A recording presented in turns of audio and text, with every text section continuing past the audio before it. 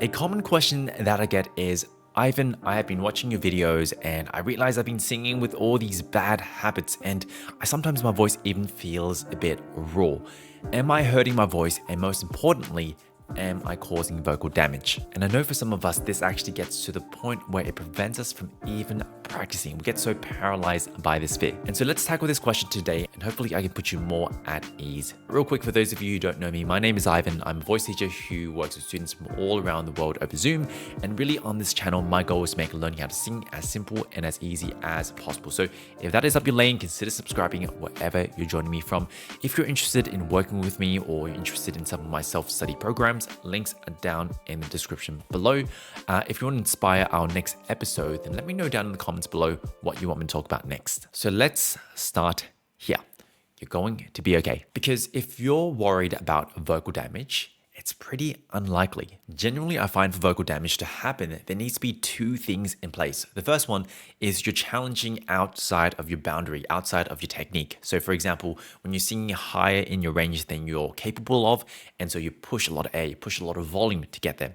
And the second thing is when you push these boundaries for an extended period of time without the ability to rest and recover. Now, some examples here is I want you to think of a professional singer, who has to perform day in, day out. And even when their voice is feeling gone, maybe they're already experiencing some hoarseness, they still have to kind of push through this. But you can also think of like a teacher, a teacher in a classroom who constantly has to raise their voice to be heard. And even when they're not feeling so well, when their voice is feeling so tired and fatigued, they still need to do it because of their job. Now, by this definition, most of us don't actually fall into this boat because we have the luxury of rest. We have the luxury to come back at it at another day and try to coordinate things better.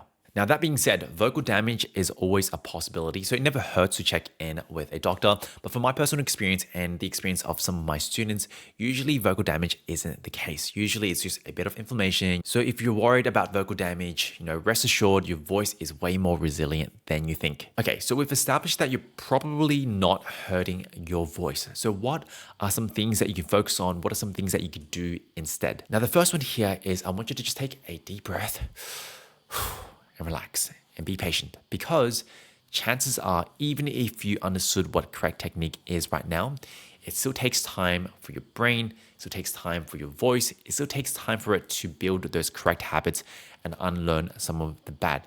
And so you're probably going to run into this wall again and again and again, but each time is going to be a bit better, especially if you're learning to improve your technique. And so if your voice is feeling beat up, it's feeling a bit roughed up that day, there's no shame in just taking a bit of rest and coming back at it another day and trying again. Now, the second thing that you really should be prioritizing and focusing on when you're practicing is ease and efficiency.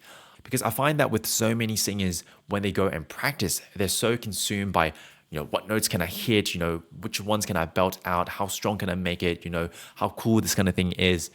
But they're doing this at the expense of more effort, more labor, more constriction. And so there's a reason why you're feeling hoarse. There's a reason why this fatigue kicks in so early. And there's a reason why maybe it doesn't feel so comfortable. And it's because we haven't learned to coordinate the voice efficiently, which brings more ease into your voice. And when your voice is more efficient and it coordinates better, you're able to do a lot of those things anyway. More range, more power, more ability to belt. You're able to do that anyway because of that more efficient technique. And so really each day you should be focusing on this one simple question. How can I learn to coordinate my voice more efficiently so that it feels easier?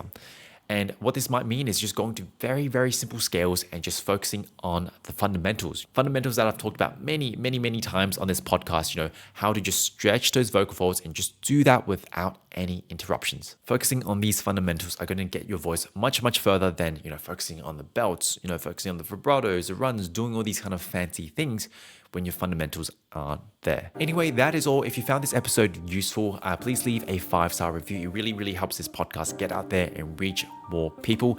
If you're on YouTube, leaving a like, comment, share, like all the usual social media stuff really, really helps as well. If you're interested in working with me privately, I've got some links down in the description below. Apart from that, my name is Ivan. I'm your voice teacher. I'll see you next week.